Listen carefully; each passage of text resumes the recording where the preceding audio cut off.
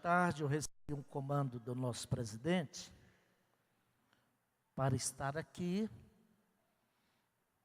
a fim de ministrar uma palavra da parte de Deus. Ele e o pastor Samuel César estão hoje em Pontalina e os demais vices estão inaugurando um templo, uma casa de oração, e todos ocupados nesse final de ano.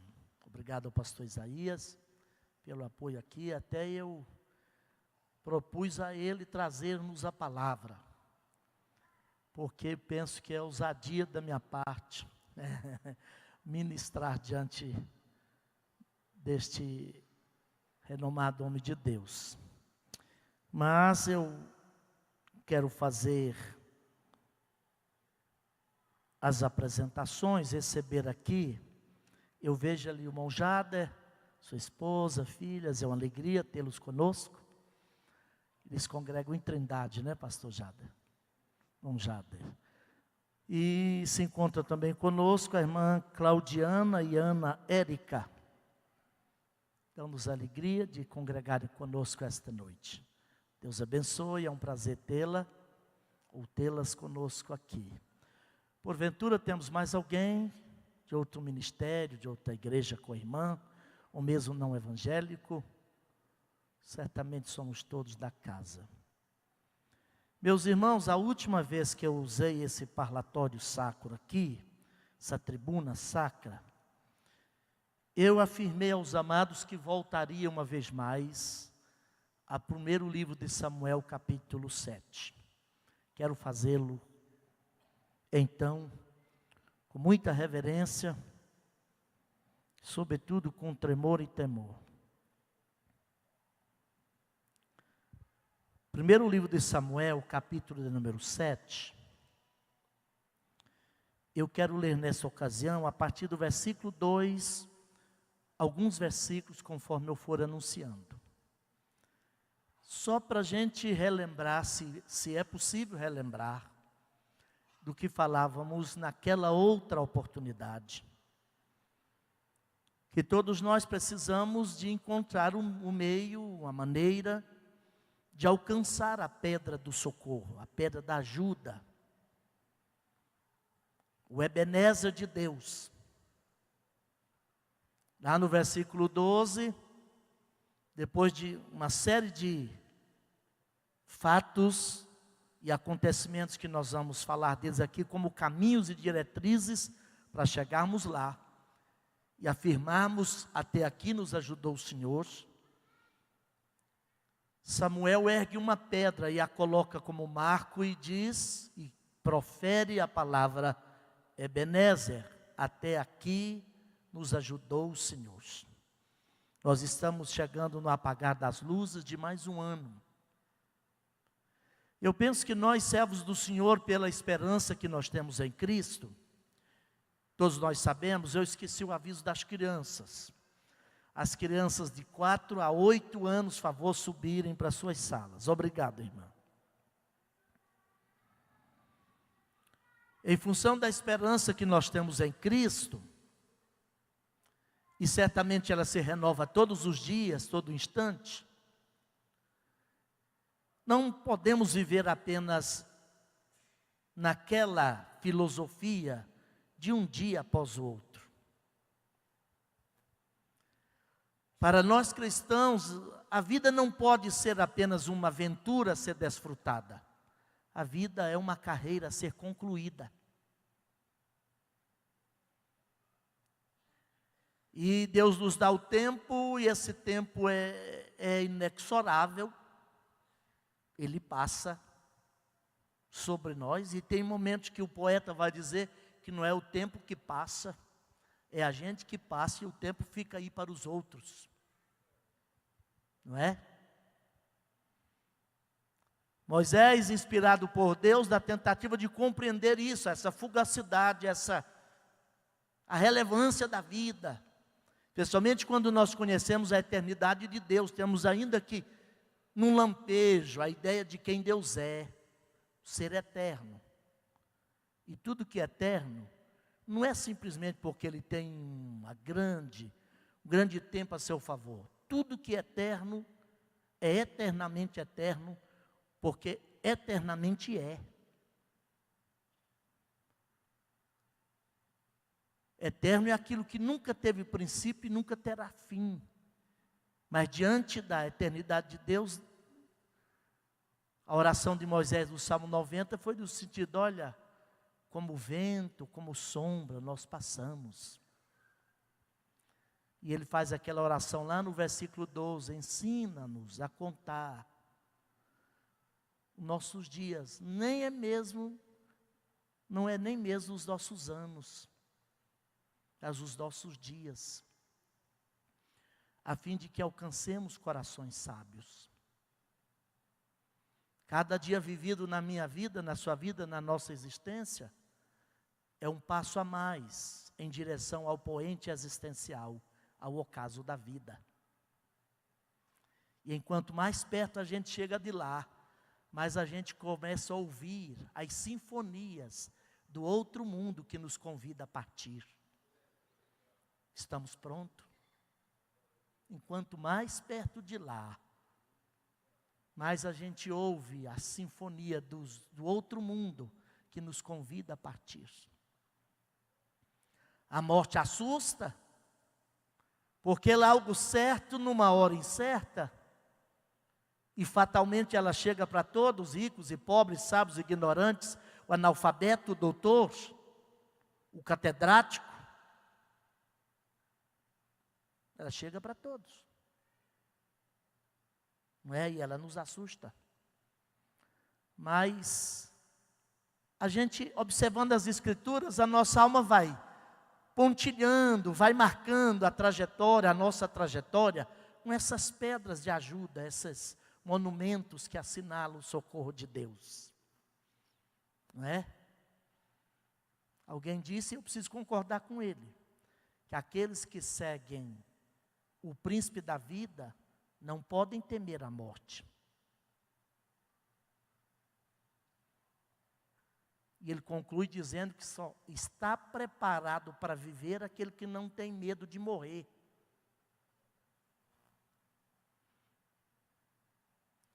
Mas às vezes, como eu falei na palestra passada, a cultura à nossa volta vai nos puxando para baixo.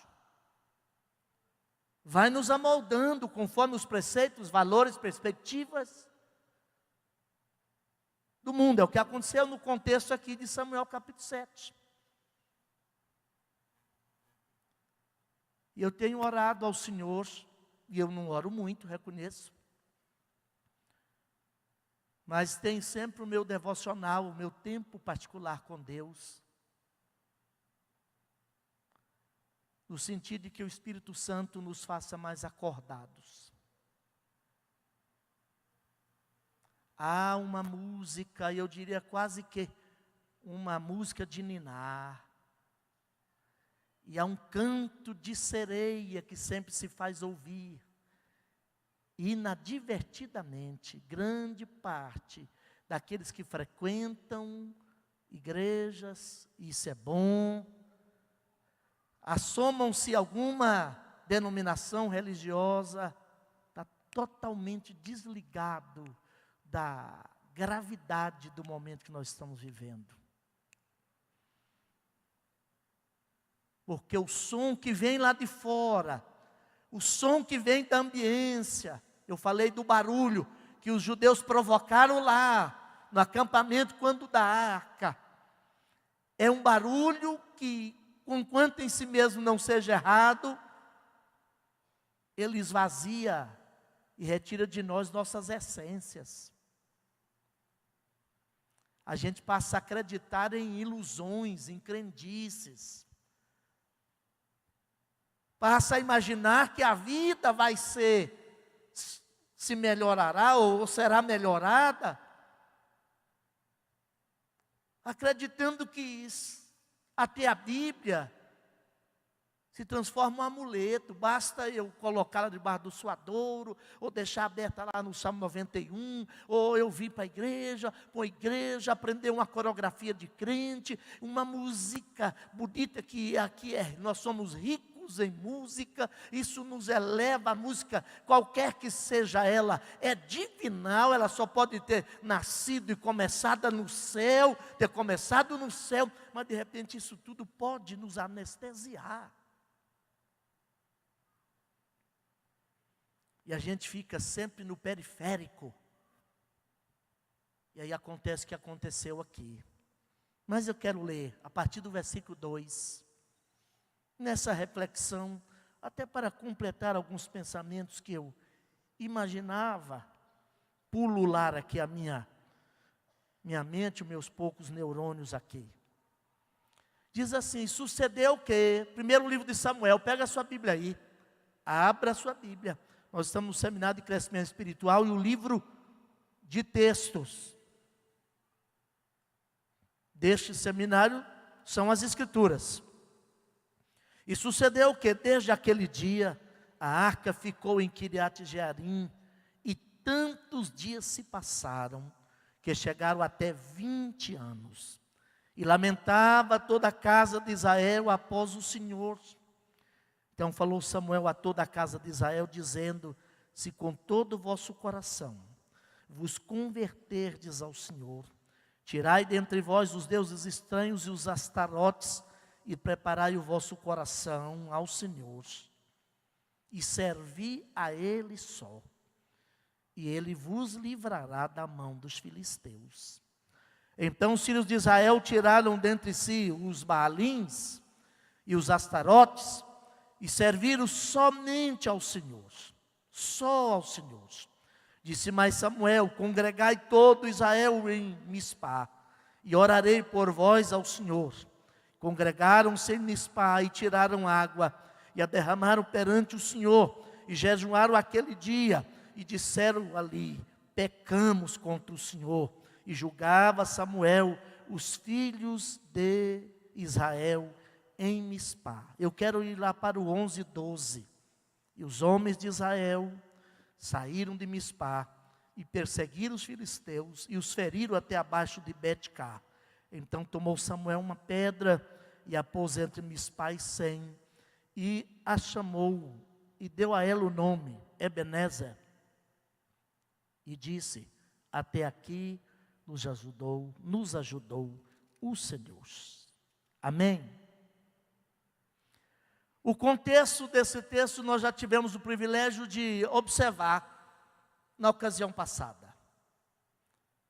Eu quero agora compartilhar com os amados irmãos, nesses minutos que eu tenho, em como efetivamente a gente alcançar essa pedra da ajuda, a pedra do socorro. A arca foi tomada.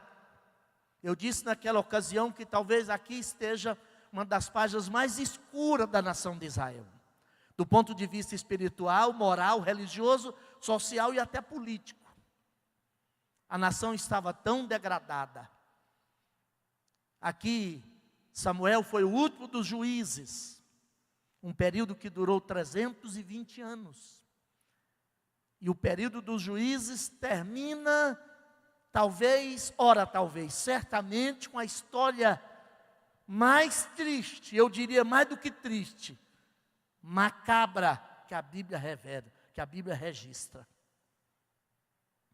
Quando a tribo de Israel, do filho predileto e o caçulinha de Jacó, chamado Benjamim, numa cidade daquela tribo, eles cometeram um crime tão bárbaro, que estupraram durante toda uma noite a esposa de um levita itinerante, que tivera antes um problema no lar, na família.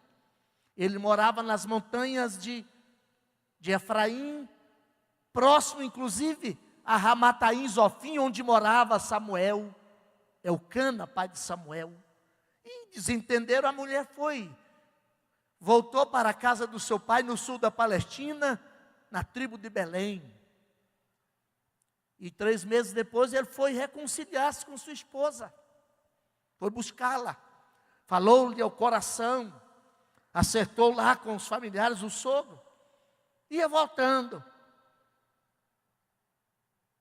Atrasou na saída, e viajando por aquelas montanhas centrais da Palestina, o seu moço disse: eis aí uma cidade, já chegamos lá e pernoitemos ali. Ele disse: não vou me achegar, não vou me aproximar de uma cidade de incircuncisos. Aí estão os filisteus. Eu vou apressar o passo até a cidade de Gibeá, uma cidade da tribo de Benjamim. Chegaram naquela cidade, a Bíblia diz que eles sentaram-se na praça, esperando que alguém os convidasse para ser hóspedes, e ninguém os convidou, até que um moço, um senhor, quem sabe vinha da lide, do trabalho rural, da lavoura, passou e os viu ali e os convidou para ser hóspede em sua casa.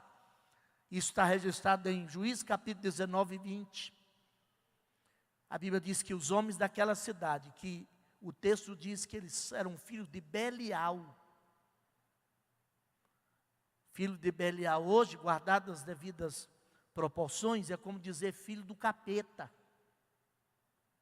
Filho do cão, do cabrunco.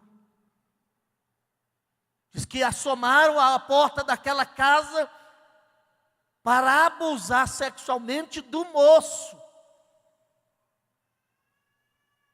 E eles então expulsaram, tiraram da sala da segurança da casa a concubina, a mulher do levita e uma das filhas do homem.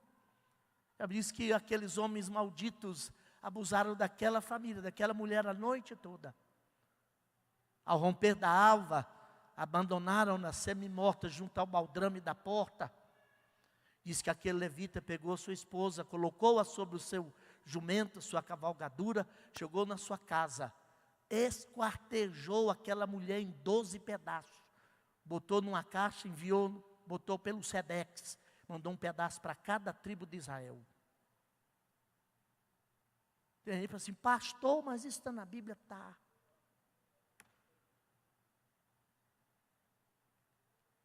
E essas histórias estão aqui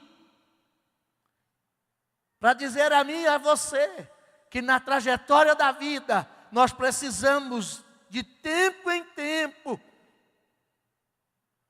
alcançar o socorro do Senhor, senão a gente... Os irmãos já me ouviram dizer isso.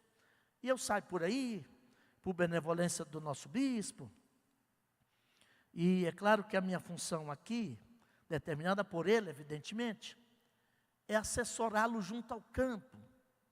E às vezes eu venho até pouco aqui, cobram até que eu não apareço, né? Já fiz 102 visitas em congregações esse ano e tem mais 2 para completar, 104. Daqui até o apagar das luzes deste 2018, pastor William. 26 vezes para outros estados e outros ministérios, então a agenda fica um pouco complicada. E por aí eu tenho tentado chamar a atenção, não sei se por percepção espiritual, ou mesmo uma mania da gente, que está lidando com as escrituras, ensinando a Bíblia há 30 e tantos anos, como pastor, na verdade, 32 anos se completar-se-ão agora, no próximo ano, de a gente voltar a estudar a doutrina bíblica acerca do homem. Quem é esse ser humano? Como é que a Bíblia o descreve, o concebe, o analisa? Porque o que está aí, por mais aproveitável que seja, não vai ao âmago da questão. E por nossa natureza, em função não de eu ser crente, de eu ser pastor, de eu ter nascido num lar evangélico, em função de eu ser da espécie, de eu ser filho de Adão, a minha natureza não está naturalmente programada para procurar Deus. Não se iluda Não seja romântico com a natureza humana. Ah, pastor, mas eu já sou salvo. Você está salvo em Cristo, mas ainda na presença do pecado e ainda no corpo do pecado. E aí, o que vaza dessa nossa natureza é essa tendência de ceder ao status quo, à filosofia à nossa volta, à onda de cada momento. E nós vamos, olha, sendo levados inocentemente até para longe do fluxo da vontade do Senhor. Eu já falei na palestra passada. Nesse contexto de Juízes, essa derrocada, essa catástrofe espiritual, moral, religiosa da nação, começou com a inocente teologia do interesse. Vamos agregar um cultozinho aqui para Baal, para Astarote. Baalins é plural de Baal. Porque eles abençoam aquele povo ali, eles estão tão abençoados. Os filisteus são guerreiros, vencem toda a batalha. E aí você sabe, e nós sabemos, do quanto essa compreensão tem adentrado para o mundo evangélico desses últimos 25 anos. Escapou-se da nossa capacidade de raciocinar o senhorio de Deus. Ele é extraordinariamente abençoador, Pai bondoso, que nos provê tudo que nós necessitamos e até para além do que nós necessitamos. Todavia, se é o Deus das Escrituras, Ele nunca se deixa controlar. Porque todo Deus controlável e controlado é ídolo, não é mais Deus. Pelo menos não é o Deus da Bíblia. E adentrou-se aquela situação toda. Mas aí, o povo resolveu buscar o Senhor. E tem 4 coisas que eu quero que você leve consigo esta noite. Primeira delas,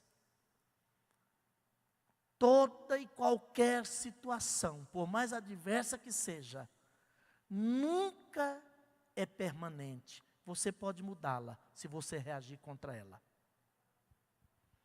Alcançar essa pedra do socorro, erguer um monumento e confessar. Em essa expressão, até aqui nos ajudou o Senhor, começa por essa capacidade de reagir, de mobilizar.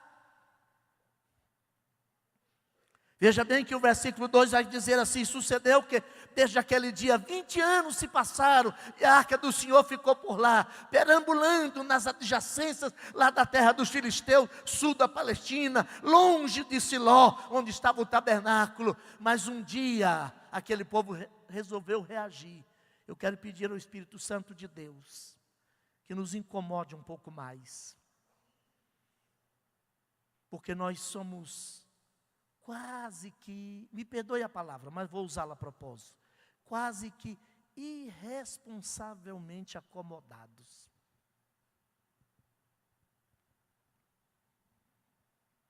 Aquela ideia assim, não, deixa do jeito que está.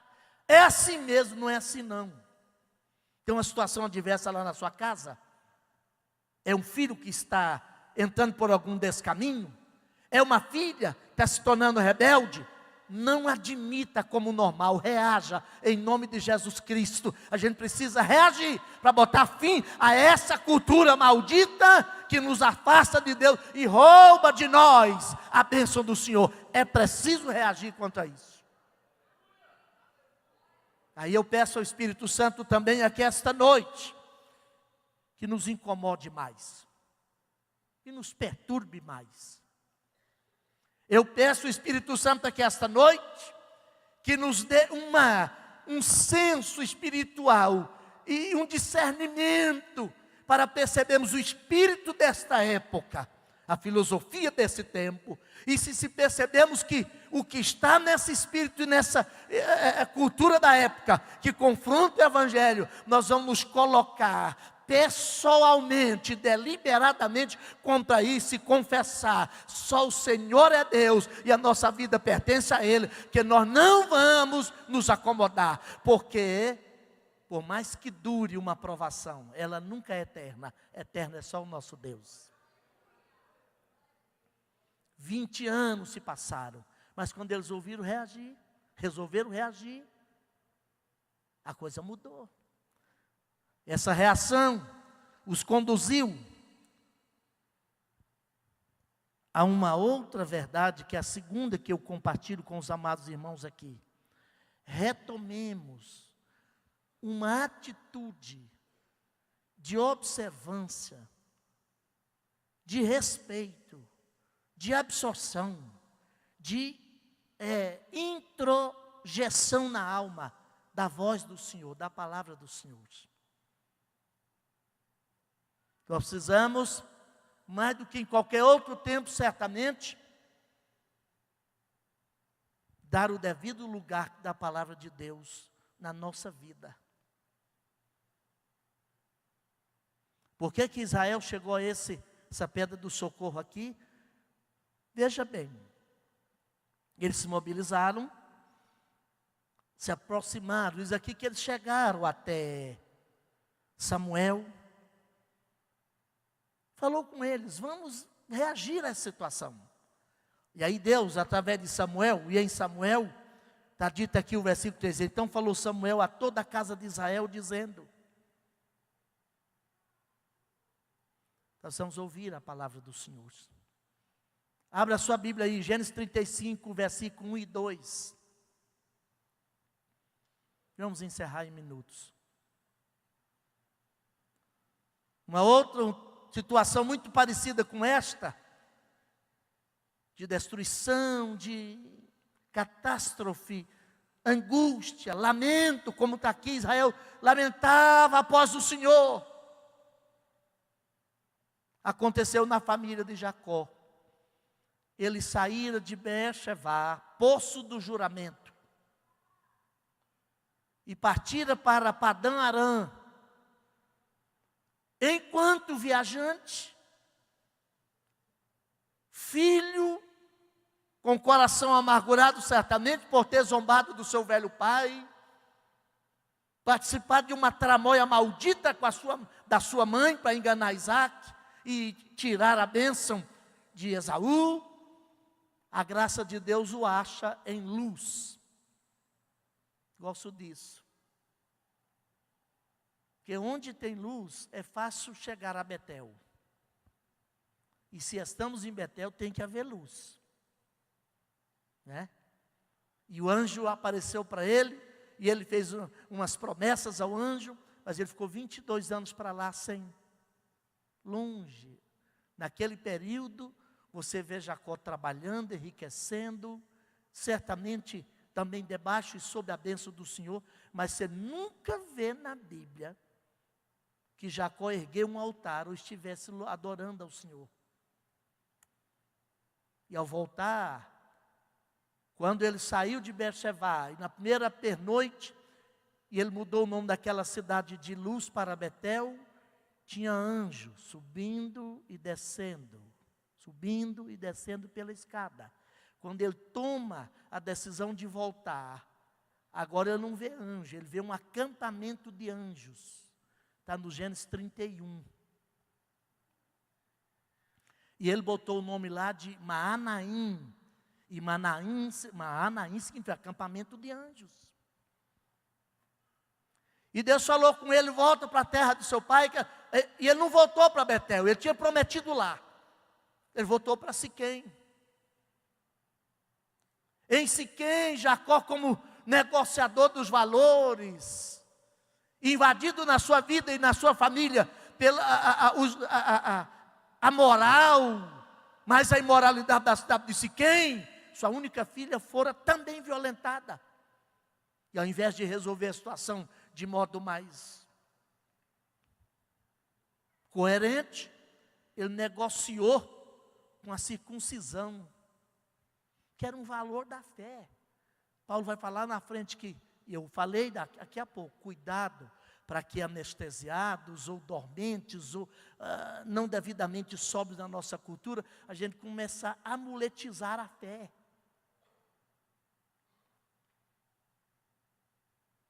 Achar que só pelo fato de eu ter um vocabulário de crente, eu portar a Bíblia e tê-la lida e estudada algumas vezes, e eu tê-la comigo, por si só já garante, não. Ele negociou com a circuncisão, mas a circuncisão era sinal da fé. Ela não geraria fé, porque ela era o resultado de alguém que já tinha fé. E a gente sabe, Simeão e Levi, irmãos de pai e mãe daquela menina, enganaram o velho pai e fizeram uma tragédia em Siquém. Mas aí vem o Gênesis 35, 1 e 2. Que o Senhor falou a Jacó? Tem 4 verbos no modo imperativo lá. Levanta-te, sobe, habita e faze.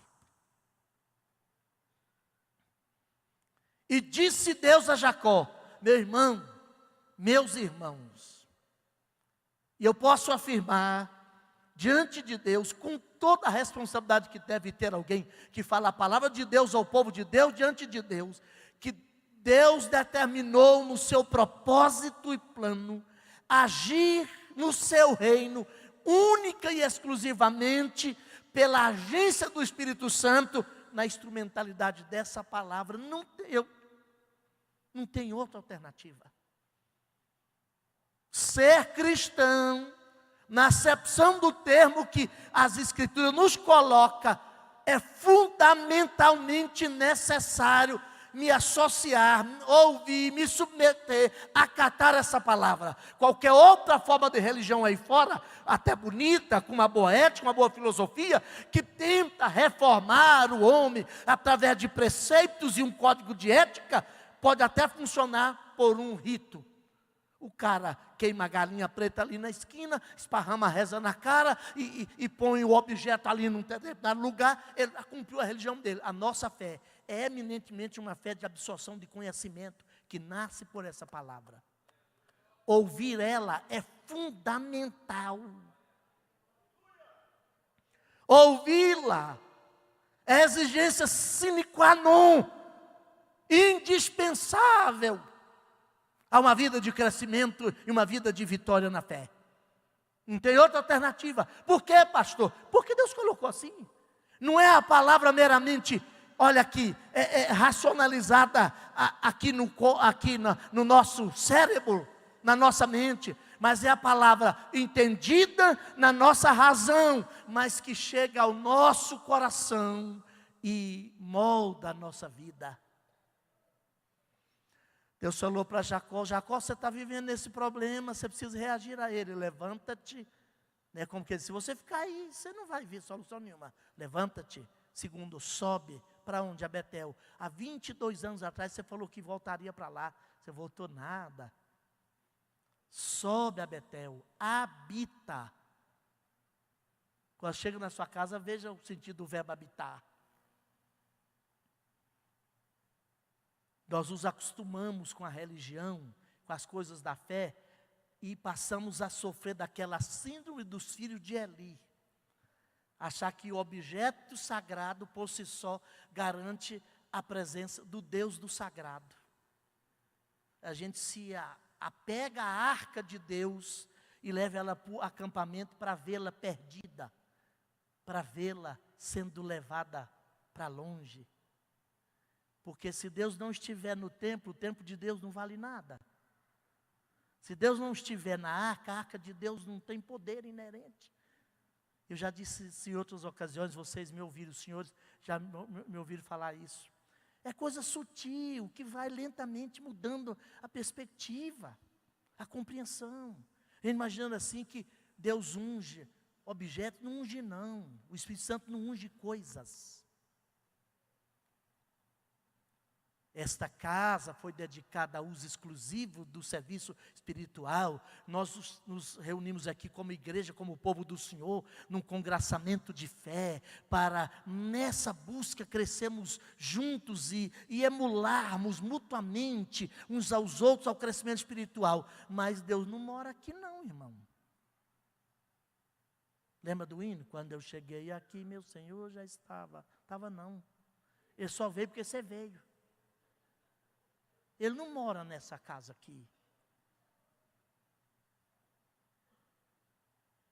E aí quando Jesus falou lá assim, olha, quando orares, Mateus 6, não faça nem como o pagão, que repete demais a mesma coisa, e nem como o fariseu, que ora para ser visto. Então Jesus está dizendo a motivação. Nunca é errado ser visto orando. O erro é orar só para ser visto. E aí o secreto lá não é nem o meu quarto lá em casa, a minha escrivaninha, a minha biblioteca, onde eu chego para orar e meditar de vez em quando. O secreto lá do Mateus 6 é o secreto daqui, é a motivação que eu tenho. Ela que determina se Deus vai ouvir ou não. Não é nem, até porque para Deus tem secreto, não tem secreto não. Tem lugar secreto, não, eu vou esconder de Deus aqui, o meu secreto, nem Deus vai me ver. Pode lá tirar o cavalinho da chuva. Eu orando aqui falei, né? Aos Hebreus 4:13, todas as coisas estão nuas, olha aí a palavra, e patentes, diante dos olhos daquele com quem temos de tratar.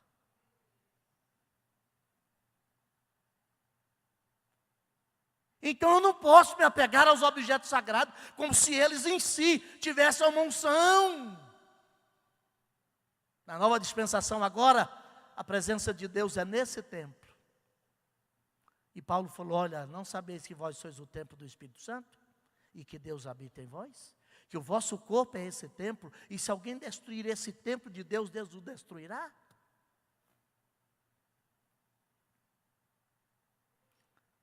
Mas aí, eu preciso dessa palavra.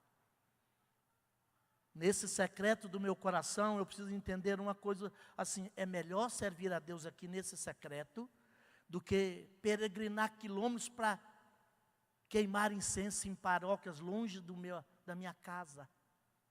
E não estou falando nem daquela casa lá, onde eu moro lá, desta casa aqui. Porque quando a gente perde esse contato com Deus, a gente quase sempre não está em casa. Quando a gente vem para o culto, a gente não está em casa. Aí ouve a palavra, canta o hino, mas terminado o culto, a massa encefálica e cinzenta aqui não gravou nada. Parece que tomou esqueçorex.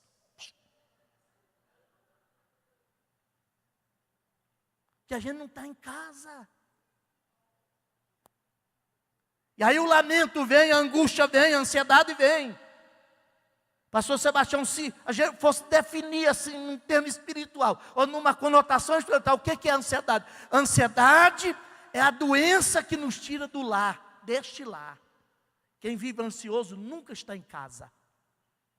E quem não está em casa, nunca entra no secreto com Deus, conforme Mateus 6. Porque o secreto é aqui. Bom, terceiro e penúltimo eu encerro aqui.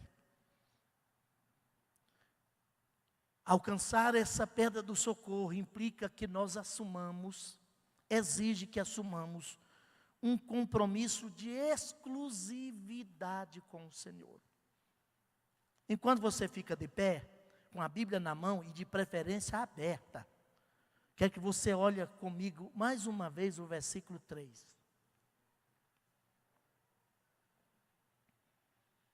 Então falou Samuel, ou Deus através de Samuel falou à nação, e diz aqui, a toda a casa de Israel, dizendo, se com todo o vosso coração vos converterdes, é difícil, né?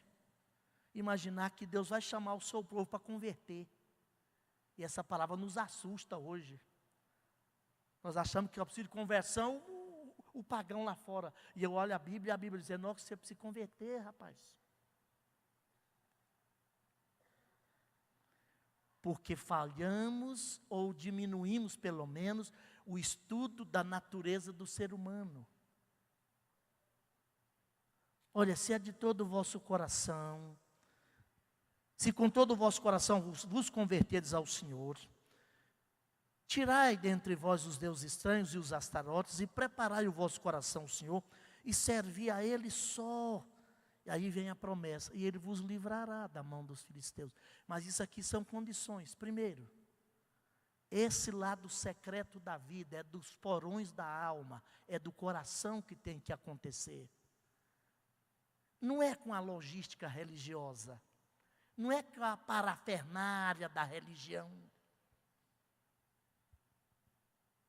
Ela é bem-vinda, e em certo sentido até necessária, quando for consequência daquilo que está aqui dentro.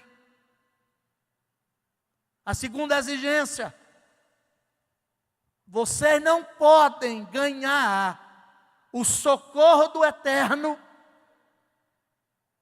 abraçados com Baal. Sabe o que isso implica? Gente, e é uma mensagem, é um conteúdo, eu vou nem dizer mensagem, conteúdo das Escrituras que nós olvidamos hoje. A renúncia.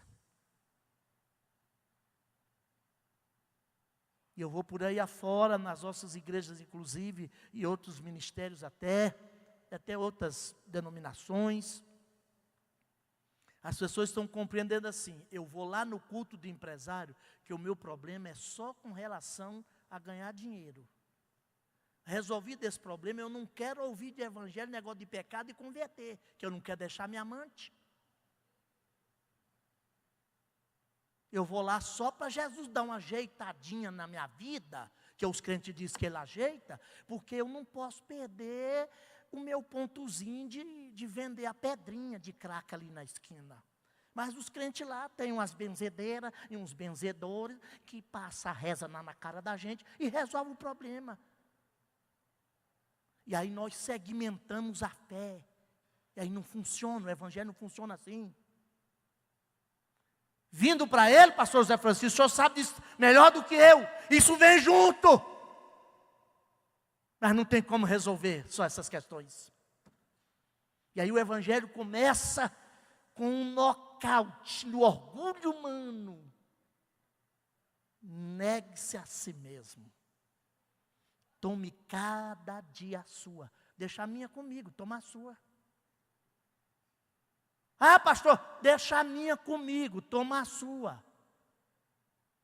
Tome a sua cruz e segue-me.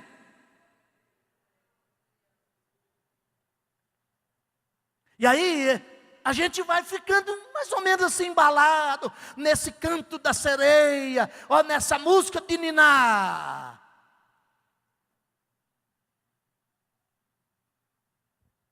Quarto e último. Só para concluir aqui. A gente precisa confessar o Senhor. Diz assim: confessai os vossos pecados. Diz que Samuel derramou água, símbolo de purificação. Eles jejuaram, oraram e confessaram os seus pecados ao Senhor. Após ali o Senhor começou a agir, né? Quando a gente chega a esse nível, a ação primeiro é sobrenatural. Mas a ação sobrenatural não dispensa a ação do homem. Olha aqui, diz que Deus desbaratou aqui, olha. Eu gosto desse versículo aqui, olha.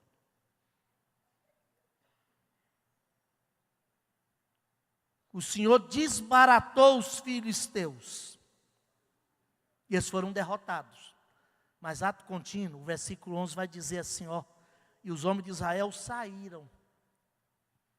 E nisso eu encerro dizendo: meu irmão, alcançar a pedra do socorro, erguê-la e marcar a nossa história de vida, a nossa trajetória, com esses monumentos de amparo, para que nós saiamos da lamúria e lamentável Israel após os senhores. Que nós curemos de fato e efetivamente a nossa alma. Me preocupa Quando eu li há 2 semanas atrás o suicídio daquele pastor ali, suicidou ali no zoológico, menos de 40 anos, pastor Batista, morreu a corda lá na árvore e se enforcou. E o mais grave, pastor William, pastor Ricardo, é que está começando a se construir uma teologia para justificar. E pesa no meu coração, pastor Isaías. Porque a meu juízo, do ponto de vista de Deus, o suicídio não acontece quando o cadafalso é puxado, ou o cara se solta e o pescoço é rompido e ele morre lá. O suicídio acontece quando dá decisão de se matar. E se aquela decisão for psíquica e emocionalmente deliberada, ou seja, irreversível, o processo também é irreversível. Por que Judas foi ao suicídio? Porque ele não aceitou a oferta de Jesus. Eu não tenho tempo para entrar no meio dessa questão. Até Jesus Cristo. O maior teste de Jesus não foi a cruz. O maior teste de Jesus foi o Getsemane. Ele já saiu do Getsemane crucificado psicológico e emocionalmente. A partir dali, o processo é irreversível. Foi só no Getsemane que ele falou, se possível, afasta. Porque depois da decisão, então, espiritualmente a pessoa morre ali. Então não tem essa de que até a corda arrebentar lá, e o pescoço estourar, e o cérebro e o coração explodir, aí vai ter, cuidado com esse negócio. É claro que eu sou pastor e sou homem, no sentido da espécie da raça humana. Mas o que está evidenciado é que nós estamos ficando fracos demais. Temos todos os recursos da graça do Senhor. E ao invés de correr para a pedra do socorro, para Deus, a gente se entrega, desculpando atrás de picuinhas, futilidades. Não tem algo que mais me entristece. De chegar à próxima reunião com pessoas... E até grandes, de pedigree religioso, de alto coturno na fé, que não tem essência na alma, é uma trivialidade, só fala em futilidade, está faltando peso, está faltando essência. Eu peço ao Senhor, se algum dia, sou homem, eu me fragilizar psicológica e emocionalmente, eu tenho que ter a coerência e virar o meu presente. Não tem estrutura psicológica e emocional para lidar com gente, com os outros. Preciso cuidar primeiro de mim. Estou dando conta nem de mim, como eu vou cuidar dos outros? Mas tudo agora virou uma questão de estar com a arca, né? De estar no negócio, de estar no meio, de estar no monopólio, de estar fazendo barulho, ainda que a alma esteja na fossa. Deus quer nos restaurar, irmão. Hoje é dia do socorro. Hoje é dia da pedra do socorro. Tem almas angustiadas aí, tem corações feridos aí. Dá uma analisada no seu coração. Confesse agora o Senhor como exclusivo na sua vida. Se tem algum pecado, você pode colocar isso diante do Senhor. O Senhor vai erguer sua alma. Deixa o Senhor te tornar. Permitamos que o Senhor nos faça mais fortes na fé. Pai querido, quero bendizer o seu nome pelo modo tão especial como a tua graça nos alcançou. Graça restauradora, graça sanadora. Nossa alma precisa de um toque curador da sua mão. Porque em meio às lutas da vida, aos combates, aos embates da existência, às vezes nós vamos perdendo o norte, perdendo o sentido, o significado da vida. E vamos sendo levados para longe do Senhor. Lentamente pensando, enganado no nosso coração e na nossa alma, de que apenas o envolvimento com o rito, com a liturgia, com o ofício religioso, isso vai resolver, e tantas das vezes não resolve.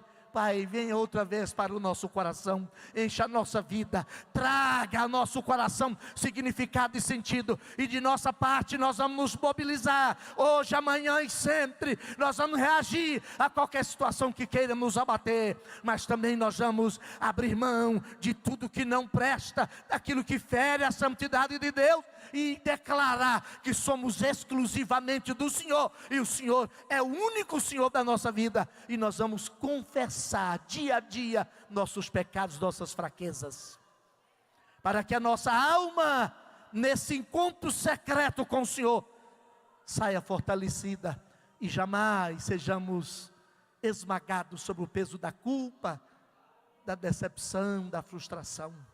Certamente angústias, ansiedades, decepções, todos nós teremos ao longo da vida, mas não são elas que vai nos destruir, porque nós olhamos para um Deus que tudo pode, confiamos no Senhor, que é o Senhor da vida, e Ele nos ergue a cada instante. E esta noite nós estamos mais uma vez colocando na milha da nossa vida, já quase no final, deixando de 2018 mais uma pedra do socorro e confessando: Ebenezer, Ebenezer, Ebenezer, até aqui nos ajudou o Senhor. Obrigado por tudo, nós te louvamos.